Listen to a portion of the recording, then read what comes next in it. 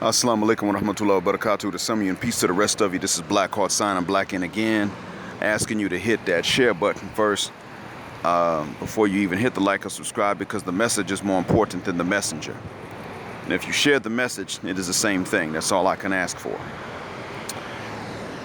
In this message, I'm going to deal with SheRaSeven1's latest message about his bag is your bag, your bag is your bag. And my response to that is going to be, well, that's on the condition that his penis is his penis, but your pussy is his pussy. And I don't really like to use these terms, but I probably should have, for God forgive me, I probably should have said, okay, brothers, your privates are your privates, but her privates are also your privates, if, in fact, your bag is her bag and her bag is her bag. And this is really a point I'm making to drive home the submission. Not so much not having an opinion, but the fact is that if his bag is her bag and her bag is her bag, his money is hers and her money is hers, then this means that she's got to be doing what the F he says. And that does, of course, ultimately include sexually. He comes home, he says, bend over.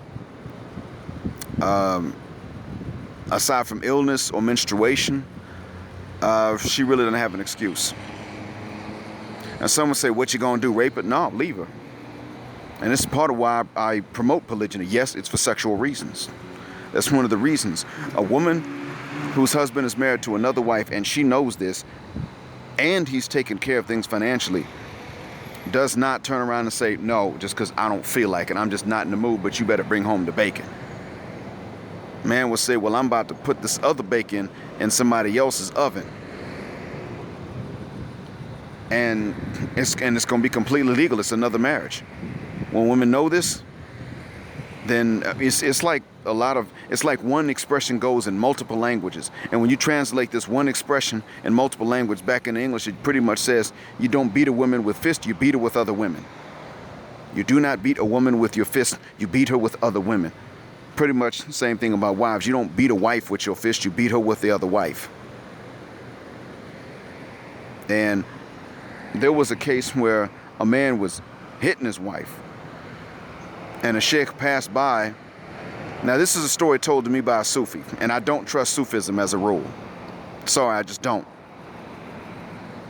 But Sufi told me the story, and I was shocked because this expression is in other languages, and I knew it because I talked to South Africans about it. And he was telling me the story about how a man was beating his wife, and he was doing it in public, and a sheikh happened to pass by, and he said, young man, you don't beat your wife with your fist, you beat her with another wife. And the wife said, this man's crazy, he doesn't know what he's talking about, keep on, let's get this over with. Pretty much telling him, let's hurry up and get this beating over with, don't listen to this man. Because she did not want him to understand what was going on. I'm not for beating women. But the thing is, what's more effective than that is other women. And we know this because, frankly, women go after the same few men. Assalamu alaikum, sir. They chase after the same few men, and we've seen this happen. And there have been times when women, even subconsciously, will not want a man until they know that other women want him. And they can't change this about themselves because they're not even aware of it. See, a lot of things we think are in men's nature are actually in women's nature, and polygyny is one of them. Polygyny is an option for men, but there are women that cannot respect a man who does not have another wife. They just can't do it.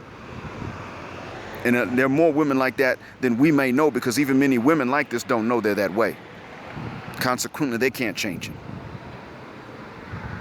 They can't go back and say, well, I'm not going to act this way anymore, because as far as they're concerned, they don't act that way anyway. They don't question their instincts. Men have to question our very instincts even when they're not wrong. Nobody's sitting up and telling Western women to question their instincts. So, what I'm going to say is, when it comes to her, you can look at O'Shea Duke Jackson's video about hers. And he has a link, and if you click on that link, it will take you to her video right at the time stamp in which she tells some woman to lie to a man to get the bag. If you look 24 but you're 34, you tell him you're 24. If you got kids, don't tell him you got kids. Get the bag, sis. And that's what she's going to tell him. That's what she's told him.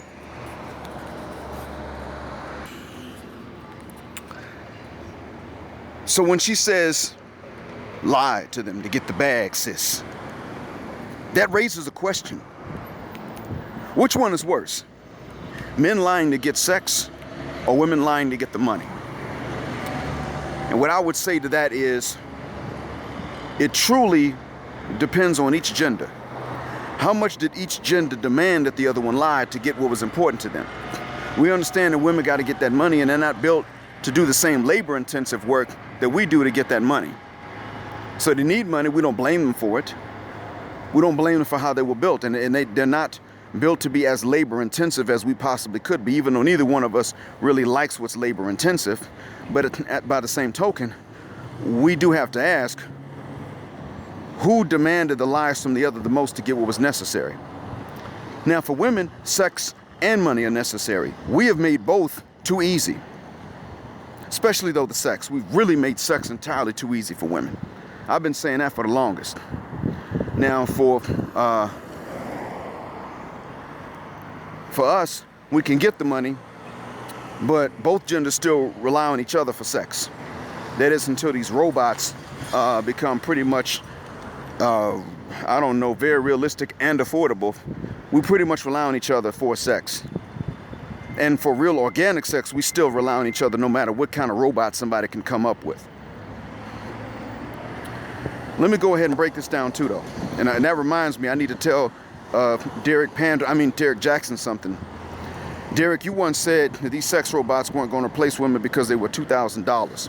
And these guys living in their mother's basements ain't coming out no $2,000. That's partially true. It may not be that they'll come out of $2,000, but when these things are manufactured and the prices start going down to about $800, you got to understand that still costs less than the headache and the trauma and drama that most Western attractive women are going to bring to even a broke man. I mean, it costs more, if you think about it, it costs more to chase bitches in half a year than it does to buy an $800 sex doll. And there's going to come a time when the price goes down to that the way things are going. I'm not happy about it, but unfortunately that's what we're looking at. So, that being said, let me go ahead and get back to this issue at hand. I would sit up and say that they're equally bad as the other, but the problem with that is that, see, we men have not really demanded that women lie to get the bag. What we have demanded is that women behave their effing selves when they're young to get the bag. They behave with maturity while they're young and attractive to the majority of men in order to get the bag. They can get the bag, but they got to play the game. And really the game ain't nothing that bad. They just got to not be hoes when they're young. And they got to be honest about what they want, or fuck the shuck up.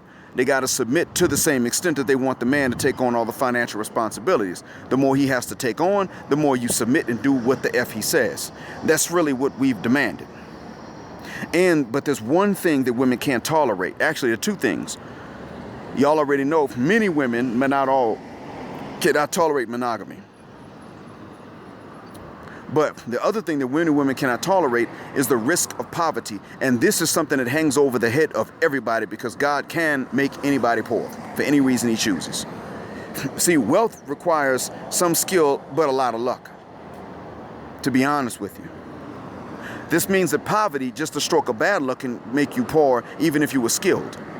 And the skill can offset the poverty, or it can reduce the risk, or it can at least keep you at a middle class, depending on which skill and where your market is. But at the end of the day, the point is that poverty is a risk for anybody, because you can be skilled and become disabled. Now you got the skill, but you don't have the physical ability because of an injury. It can happen. You could be not poor because you and a spouse are working, but your spouse dies. Your income ain't enough by itself. Now what? You see, this is what happens. And many women, they cannot stand the thought that maybe one day we'll end up poor simply because God chose to test us with it. So they're looking to the man to guarantee them that God's never going to test her with poverty. They're asking man to speak for God. And that's not acceptable. Not at all. We're not required to speak for God. If you are not a prophet, you're not required to speak for God. And if you are a prophet, well, as far as I'm concerned, the last one was 1,400 years ago. So still to this day, no man is required to speak for God any extra. Many women cannot tolerate that. So they like to say, well, you got to guarantee me that we ain't never going to be poor. Well, I can guarantee you that ain't never going to be my fault. But I can't guarantee you we're not going to be poor. The only one that could guarantee that is God, and he ain't walking around handing people guarantees of no poverty, especially if you're righteous and honest. And that's what many women fail to understand and don't realize. There's a test for them just like there's a test for men. But nonetheless, men have not demanded that women lie to get the bag.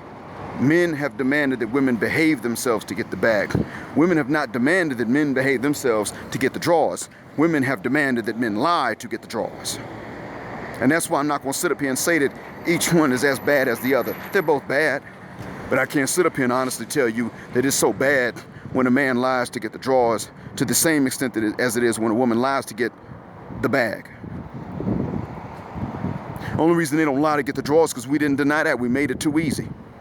When it came to getting the bag, we made that somewhat easy as well, but not quite as easy. However, nonetheless, we still have failed to understand we have not demanded, in recent generations, we have not demanded enough maturity, largely because we didn't even have the vocabulary to tell this to each other to make it a part of the culture. Women socialize each other a whole lot, especially at young ages. Men haven't quite done the same thing. And this has been our mistake. This has been it. So, we're paying for it, but nonetheless, I'm not going to sit up here and tell you that she was just reacting. No, SheRaSeven1 is not just reacting when she says that. She is proacting, because she's talking about get the bag. She's not talking about secure the husband. Hell, even Nicole Michelle talks more about securing the bag lately than she does about securing the husband.